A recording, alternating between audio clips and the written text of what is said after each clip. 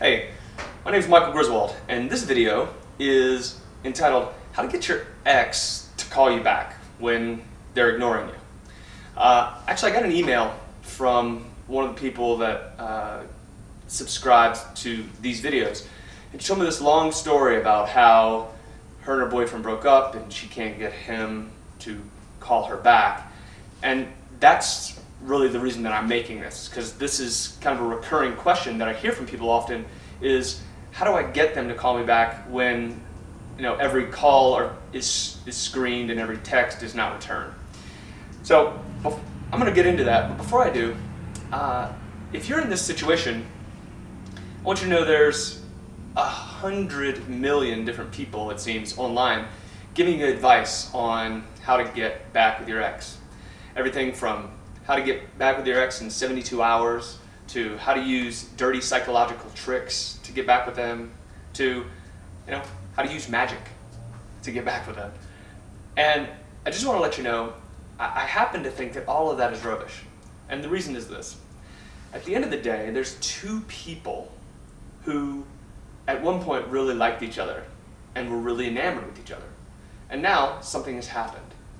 And so if you're looking for tricks or magic or anything like that, there are resources out there for you. But the question is, what do you do when you run out of tricks? What do you do when the magic spells wear off?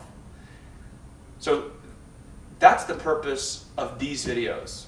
We actually are releasing a series of them that covers the whole host of breaking up relationship material. So let's get into it. So here's the situation. You and your boyfriend or you and your girlfriend have broken up. You want to talk to them because you think, man, if I could just talk to them and get them to understand where I'm coming from, then we could be back and stronger than ever. You're right.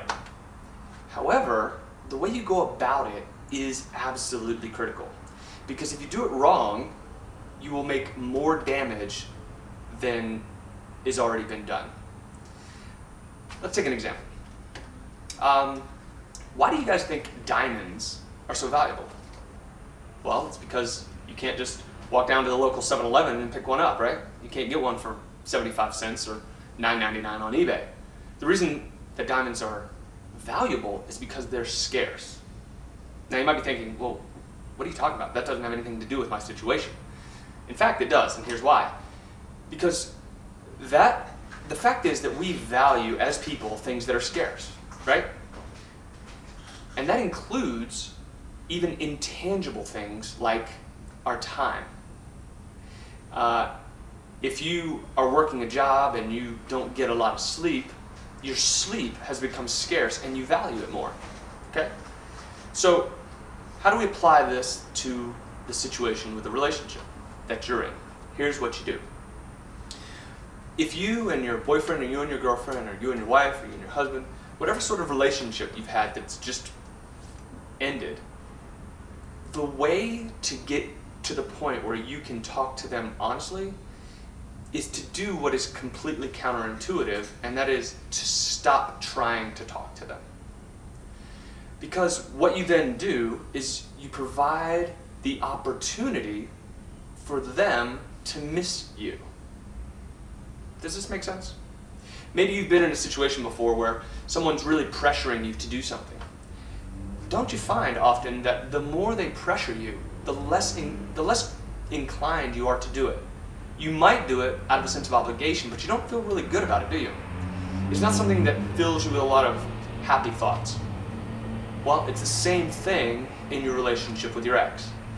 The more you push and push and push to try to demand that you be able to talk again, the more inclined they are going to be to pull back, pull back, pull back. I'm sure this makes sense to you because we've all been on both sides of this type of relationship. So you might be thinking now, okay, so your advice to me is I want to talk to my ex, so the way to do that is by not talking to them? Well, yes. Not forever, but for a short amount of time. Because what happens after a relationship breaks up is that both people are hurting, right?